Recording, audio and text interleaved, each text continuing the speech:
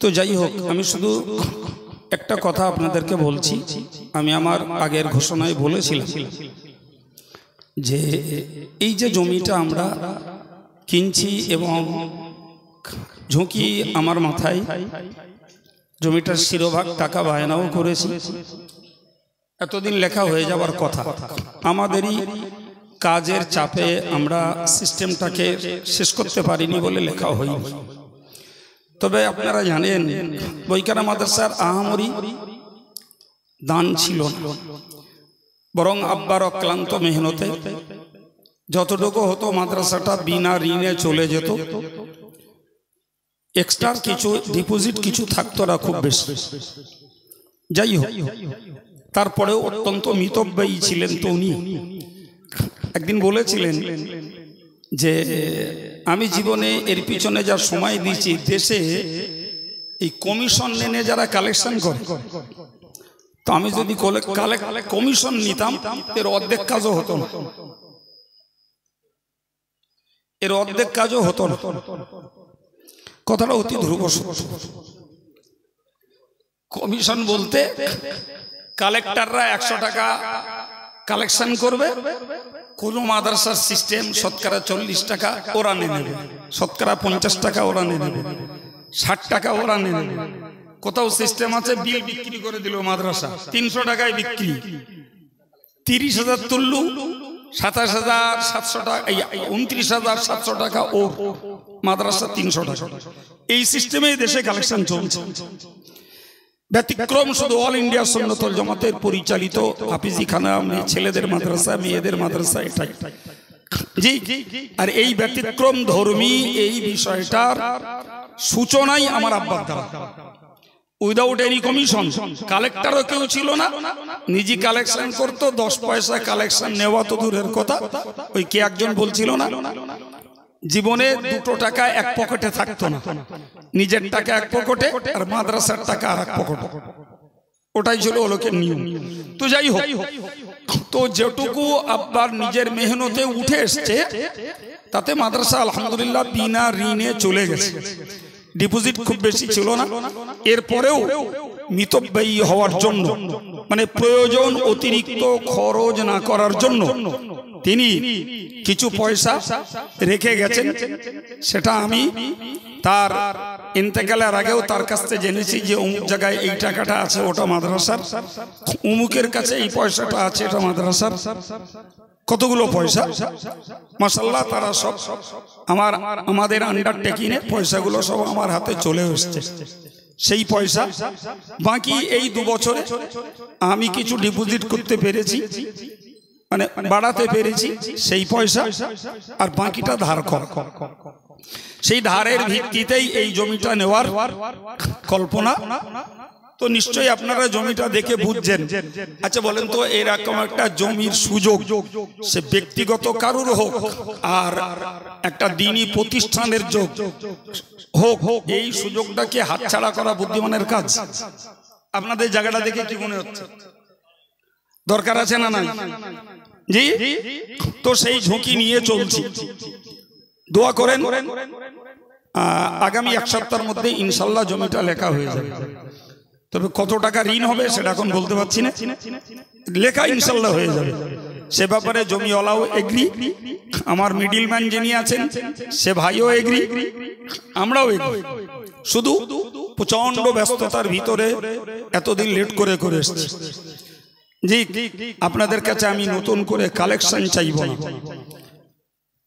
জিকিরের মজলিসের পরে মাতিন সাহেব অল্প বলেছেন, তাতে আপনারা যা দিয়েছেন হয়তো 1000-500 টাকা এসছে, আমি গনিও নি। আমার হাই সাহেব ভাই তিনি গুছিয়ে দিলেন ওই পর্যন্ত।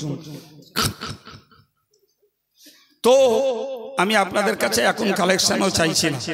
আমি আগে বলেছি যে জামিয়ার জমির জন্য যদি আমি সত্য কালেকশন না করতাম, আল্লাহ শুকর যতটা জনপ্রিয়তা জনসংযোগ আল্লাহ আমাদের দিয়েছেন, এত নরমালে আমি এই জমির পয়সা সহজে ইনশাল্লাহ কালেকশন করে ফেলতে পারতাম। তো এরপরেও বলছি, জামিয়ার জন্য যারা দিয়েছেন আমি তাদের কাছে আপিল করব না। যারা জামিয়ার জন্য আগে দেননি বা দেওয়া হয়নি বা আমার পক্ষ থেকে তাদের কাছে আবেদন রাখা হয়নি, আমি আমভাবে আপনাদের কাছে একটা ফোনপে নাম্বার দিচ্ছি। বইকারা মাদ্রাসা সবার কাছে প্রায় ফোন আছে, সবার কাছে। আল্লাহর রাস্তে এই ফোনপে নাম্বারটা রাখুন। যদি আপনাদের সচ্ছলতা আসে, সুযোগ আসে, তাহলে জামিয়া এই বইকারা মাদ্রাসার এই জমির সহযোগিতায় কিছু পয়সা পরবর্তীকালে ফোনপেতে মারবেন। আমি আলাদা করে কারোর কাছে চাইতেও যাব না, আপনাদের উপরে ছেড়ে দিলাম। আর পারেন আপনাদের বন্ধু বান্ধব আছে, এটাই সংগঠনের গোড়ার প্রতিষ্ঠান, এটাই আদি প্রতিষ্ঠান, সেটা ঋণের দায়ে জড়িয়ে থাকুক, আমরা মন থেকে কেউ চাই না। কিন্তু আমরা তো কেউ ফ্রি নেই রে বাবা, কেউ তো ফ্রি নেই, সব তো এক এক জায়গার সঙ্গে জড়িত। সুতরাং এটা যেহেতু এখন আমার মাথার উপরে, জি, ফলে আর আমি তো জামিয়ার পাহাড় পরিমাণ বোঝা নিয়ে চলি, ফলে এর জন্য আলাদা করে আমার কারোর কাছে বলার নেই। তবুও জামিয়ার কালেকশন করতে যেয়ে এবার মানুষের কাছে যৎকিঞ্চিত বলেছি, ওই সঙ্গে তো তাতেও আল্লাহ শুকর জামিয়ার কালেকশনের ভিতর দিয়ে আমার হাতে বইকারা বাবদ 1-1.5 লাখ টাকা কালেকশন হয়েছে, সেও আমাদের এই ভাইরাই দিয়েছেন। তো আমি আর বাড়ছি না মোটি, জামিয়ার ফোনপে নাম্বারটা দিচ্ছি, আল্লাহর রাস্তে একটু রাখেন। সুযোগ পেলে এই বইকারার ফোনপে নাম্বারটা দিচ্ছি, সরি ভুল বলেছি, আবার বলছি, বইকারার ফোনপে নাম্বার দিচ্ছি, জামিয়ার নয়। নাম্বারটা রাখুন 9733792463। আরেকবার বলছি, 9733792463, 9733792463, এটাই বইকারা মাদ্রাসার ফোনপে নাম্বার, এটাই জামিয়ার ফোনপে নাম্বার। জি, আবার ভুল বলছি, জামিয়া বলে বলে মুখ সরে গেছে। এটাই বইকারা মাদ্রাসার ফোনপে নাম্বার। নাম আসবে আমার ওই ভাইটা, যিনি বইকারা মাদ্রাসার শিক্ষক হাফেজ আব্দুল মুকিত সাহেব, তার নাম আসবে। ওতেই পয়সাটা কারোর যদি আল্লাহ সুযোগ দেয়, দিল চায়, মন চায়, কিংবা নিজের একটা বন্ধুর কাছে কথাটা যদি ছড়িয়ে দিয়েও একটু উপকার হয়, কে অন ক্যামেরায় কথা বলছি, এতগুলো লাইভ চলছে, যদি লাইভ শুনেও কোনো ভাই যদি মনে করেন যে আমরা জামিয়াতে সহযোগিতা করি, কিন্তু বইকারা সংগঠনের আদি মাদ্রাসা এবং সংগঠনের প্রতিষ্ঠাতা নিজের ঘাম ঝরানো প্রতিষ্ঠান, তো সেখানকার একটা স্থায়ী সম্পদ তৈরি হচ্ছে, তাহলে এতেও কিছু দিয়ে রাখি। জি, সত্যিকারের কথা বলতে কি, আমি জমি কেনার জন্য অটোমেটিক্যালি ঋণ করে গুছিয়ে বসে আছি, পরিষ্কার বলে ঋণ করে বসে আছে। জি, যার জন্যই বলেছি 1 সপ্তাহের মধ্যে ইনশাল্লাহ জমি লেখা হয়ে যাবে, কিন্তু সেটা ঋণ। তো তাতে যদি আপনারা একটু সহযোগিতা করেন, তা হয়তো ঋণটা উসুল করতে আমার পক্ষে একটু সহজ হবে।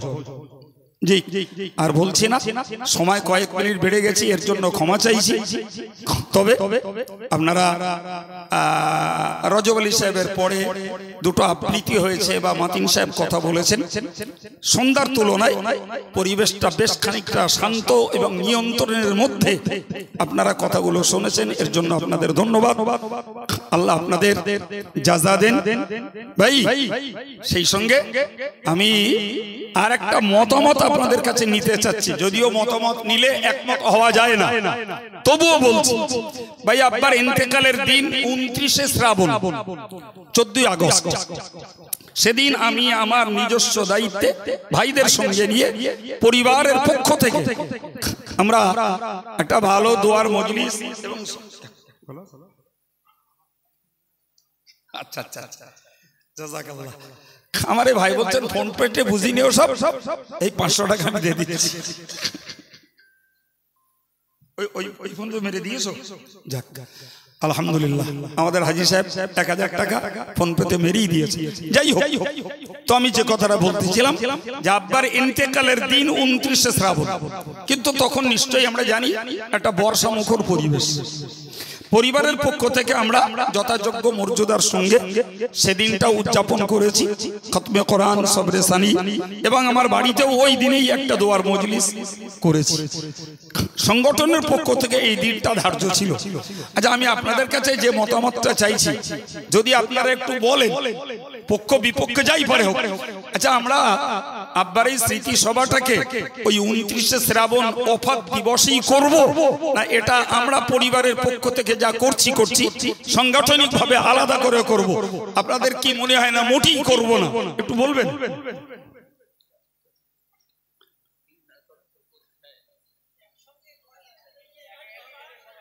কিন্তু ওই আপত্তি এক জায়গায়, ওটা বর্ষাকাল।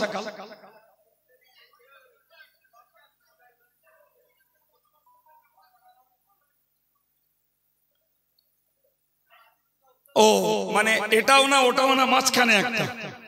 আচ্ছা আচ্ছা, আমাদের একটু শোনা থাক, তারপর মিটিংয়ে বসলে সেখানে একটা মতামতের জায়গায় দাঁড়ানো যাবে। ঠিক আছে, সকলেই সূরা ফাতিহা, ইখলাস, দুরূদ শরীফ একটু পড়ুন।